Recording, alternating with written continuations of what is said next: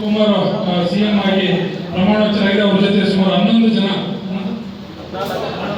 14 ಜನ ನಮ್ಮ ರಾಜ್ಯದ ಉಪಮುಖ್ಯಮಂತ್ರಿಗಳಾಗಿ ಪರಮೇಶ್ವರ್ ಸಾಹೇಬರು ಅವ್ರ ಜೊತೆ ಪ್ರಮಾಣ ವಚನ ಸ್ವೀಕರಿಸಿದ್ದಾರೆ. ಇನ್ನು ಕ್ಯಾಬಿನೆಟ್ ಮಂತ್ರಿಗಳಾಗಿ 13 ಜನ ಪ್ರಮಾಣ ವಚನ ಸ್ವೀಕರಿಸಿದ್ದಾರೆ. ತುಂಬಾ ಸಂತೋಷ ಸುದ್ದಿ. ಅದೇ ರೀತಿ 2ನೇ ಲಿಸ್ಟ್ ಕೂಡ ಮುಂದಿನ ದಿನಗಳಲ್ಲಿ ಬರ್ತಾರೆ. ಅದರಲ್ಲಿ ನಮ್ಮ ಜಿಲ್ಲೆಯಲ್ಲಿ ನಮ್ಮ ಶಾಸಕರು ಆಗ್ತಾರೆ ಅಂತೇಳಿ ನಮಗೆ ನಂಬಿಕೆ ಇದೆ ಅಂತೇಳಿ ಸಂದರ್ಭ ಹೇಳ್ತಾ, ಈಗ ಇವತ್ತೇನು ಸಭೆಯನ್ನು ಸೇರಿದ್ದೀವಿ, ಸಭೆಯನ್ನು ಉದ್ದೇಶಿಸಿ ನಮ್ಮ ಮುನೇಂದ್ರನವರು ಒಂದೆರಡು ಮಾತು ಅವ್ರ ಹಿರಿಯರು ಅವರ ಒಂದು ಮಾತು ಹಂಚ್ಕೊಳ್ಬೇಕು ಅಂತೇಳಿ ನಾನು ಕೇಳ್ಕೊತಾ ಇದ್ದೀನಿ.